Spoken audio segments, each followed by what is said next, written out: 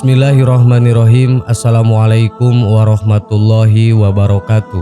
Sahabat yang beriman, kematian merupakan sebuah kepastian yang pasti akan terjadi pada setiap makhluk ciptaan Allah Subhanahu wa Ta'ala. Sehingga ketika ajal menjemput kita tidak bisa berlari, menghindar atau bahkan bersembunyi. Sekalipun kita belum siap menghadapi ilahi, masih bergelimang dosa dan belum sempat bertaubat, namun ketika telah tiba masanya, ajal akan tetap menjemput tidak peduli apapun. Inilah yang dialami oleh lelaki ini, di mana kematian menjemputnya saat ia dalam kondisi yang tidak siap. Dalam sebuah riwayat dikisahkan bahwa suatu hari Rasulullah Shallallahu Alaihi Wasallam sedang duduk bersama para sahabat. Tiba-tiba seorang anak mendatangi Rasulullah sambil menangis. Peristiwa itu sangat mengharukan Rasulullah Shallallahu Alaihi Wasallam yang sedang duduk bersama-sama sahabat yang lain. "Mengapa engkau menangis, wahai anakku?" tanya Rasulullah. "Ayahku telah meninggal, tetapi tiada seorang pun yang datang melayat. Aku tidak mempunyai kain kafan. Siapa yang akan memakamkan ayahku dan siapa pula yang akan memandikannya?" tanya anak itu. Segeralah Rasulullah memerintahkan Abu Bakar dan Umar untuk menjenguk jenazah itu. Betapa terperanjatnya Abu Bakar dan Umar. Mayat itu berubah menjadi seekor babi hutan. Kedua sahabat itu lalu segera kembali melapor kepada Rasulullah Shallallahu Alaihi Wasallam. Maka datanglah sendiri Rasulullah Shallallahu Alaihi Wasallam ke rumah anak itu. Didoakan kepada Allah sehingga babi hutan itu kembali berubah menjadi jenazah manusia. Kemudian Nabi menyembahyangkannya dan meminta sahabat untuk memakamkannya. Betapa herannya para sahabat ketika jenazah itu akan dimakamkan berubah kembali menjadi babi hutan. Melihat kejadian itu, Rasulullah menanyakan kepada anak itu, "Wahai anak muda, apa yang telah dilakukan oleh ayahmu sewaktu dia di dunia dulu?" Maka berkatalah pemuda itu, "Sebenarnya semasa hidupnya ayahku ini tidak mau mengerjakan sholat." Kemudian Rasulullah bersabda kepada para sahabat, "Wahai para sahabatku, lihatlah keadaan orang yang meninggalkan sholat. Kelak di hari kiamat ia akan dibangkitkan oleh Allah seperti babi hutan yang hitam." Kemudian dalam riwayat lainnya diceritakan pada masa kepemimpinan Abu Bakar As-Siddiq radhiyallahu an bahwa terdapat seorang lelaki yang meninggal dunia.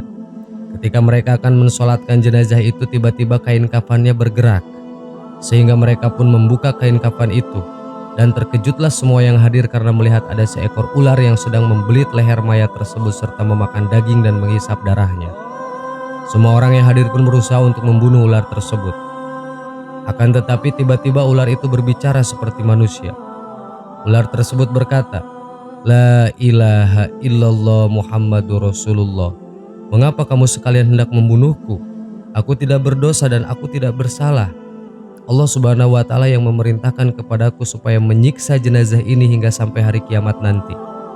Lantas para sahabat pun bertanya, "Apa kesalahan yang telah dilakukan oleh jenazah ini?" Maka berkatalah ular tersebut, "Dia telah melakukan kesalahan. Di antaranya adalah apabila ia mendengar azan, dia tidak mau datang untuk sholat berjamaah. Ia tidak mau mengeluarkan zakat hartanya, dan dia tidak mau mendengarkan nasihat para ulama. Maka inilah balasan untuknya."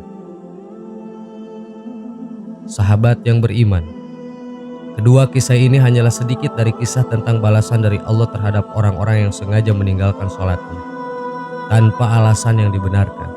Dan kelak di akhirat orang-orang seperti ini akan memperoleh siksaan yang jauh lebih mengerikan daripada siksaan yang ditampakkan oleh Allah di dunia. Na'udzubillahi min dalik, summa na'udzubillah. Semoga kita semua senantiasa menjadi bagian dari orang-orang yang mendirikan sholat. Amin ya rabbal alamin. Wallahu a'lam.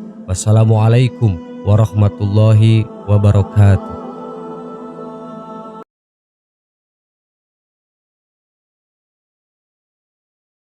Bismillahirrahmanirrahim. Assalamualaikum warahmatullahi wabarakatuh.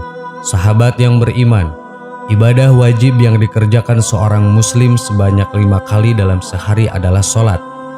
Ya, sholat adalah ibadah yang wajib untuk dikerjakan seorang muslim.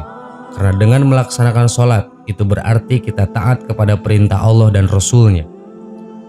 Seperti yang kita ketahui, di zaman yang serba sibuk ini banyak sekali orang yang disibukkan oleh pekerjaannya sendiri dan urusan-urusan duniawi lainnya. sehingga tidak jarang banyak muslim yang meninggalkan sholat demi menyelesaikan pekerjaan yang dia kerjakan atau hal lain yang membuatnya lupa akan kewajibannya sebagai muslim, yaitu beribadah. Sholat merupakan tiang agama, sekaligus amal yang paling penting untuk kita agar dapat meraih surga di akhirat kelak. Oleh karena itu, adalah sebuah kerugian besar jika kita sampai meninggalkan sholat tersebut. Kerugian-kerugian akibat meninggalkan sholat antara lain: 1. Akan merugi di akhirat. Kelak, ketika kiamat sudah terjadi dan manusia-manusia telah dibangkitkan kembali, maka dimulailah perhitungan amal-amal yang kita peroleh ketika hidup di dunia, dan amal ibadah yang akan pertama kali dihisab adalah sholat. Sesuai dengan sabda Rasulullah SAW, amal ibadah yang pertama kali dihisab di akhirat adalah sholatnya. Dari Abu Hurairah, beliau mendengar Rasulullah SAW bersabda, "Sesungguhnya amal hamba yang pertama kali akan dihisab pada hari kiamat adalah sholatnya. Apabila sholatnya baik, dia akan mendapatkan keberuntungan dan keselamatan. Apabila sholatnya rusak, dia akan menyesal dan merugi. Jika ada yang kurang dari sholat wajibnya, Allah Subhanahu wa Ta'ala mengatakan, lihatlah apakah pada hamba tersebut memiliki amalan sholat sunnah, maka sholat sunnah tersebut akan menyempurnakan sholat wajibnya yang kurang. Begitu juga amal lainnya seperti itu. Bila mana sholat seseorang itu baik, maka baik pula amalnya. Dan bila mana sholat seseorang itu buruk, maka buruk pula amalnya." Hadis riwayat At-Tabrani.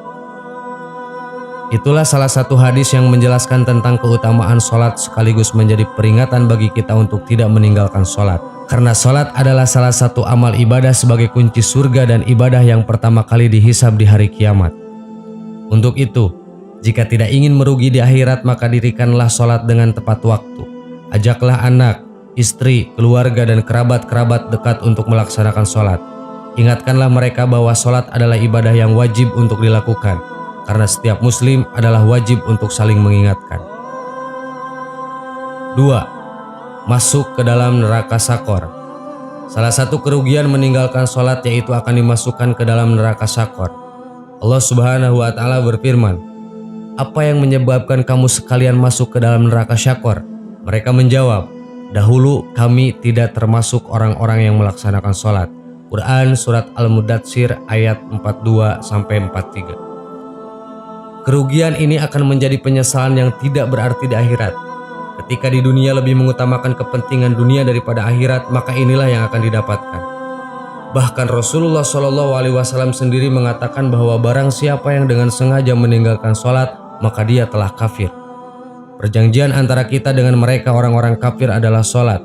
Barang siapa yang meninggalkannya, berarti ia telah kafir. Hadis riwayat Tirmizi. 3. Tidak diselamatkan dan akan dikumpulkan bersama Fir'aun. Rasulullah SAW bersabda, "Barang siapa yang tidak memelihara sholat, maka ia tidak akan bercahaya, tidak mempunyai hujah atau alasan, dan tidak akan diselamatkan. Di hari kiamat kelak, ia akan dikumpulkan bersama Qarun, Fir'aun, Haman, dan Ubay bin Khalaf." Hadis riwayat Ahmad. Orang yang meninggalkan sholat dengan sengaja sama saja dengan mengerjakan dosa besar. Imam Ad-Dahabi menyatakan, orang yang mengakhirkan sholat dari waktunya tergolong pelaku dosa besar, sedangkan yang meninggalkannya satu kali saja sama dengan orang yang berbuat zina dan tindak kriminal pencurian. Meninggalkan seluruh sholat yang 5 waktu secara total termasuk dosa besar. Apabila hal tersebut dilakukan berulang kali, maka pelakunya dianggap telah melakukan dosa-dosa besar, kecuali jika orang tersebut bertaubat. Kemudian jika terus-menerus melakukannya, maka ia termasuk orang-orang yang merugi, celaka, dan berdosa. Sahabat yang beriman, untuk itu tidak ada alasan untuk kita meninggalkan sholat. Sesibuk apapun, kita wajib mendahulukan sholat ketika telah tiba waktunya sholat. Semoga kita menjadi orang-orang yang senantiasa memelihara sholat. Amin. Wallahu a'lam. Assalamualaikum warahmatullahi wabarakatuh.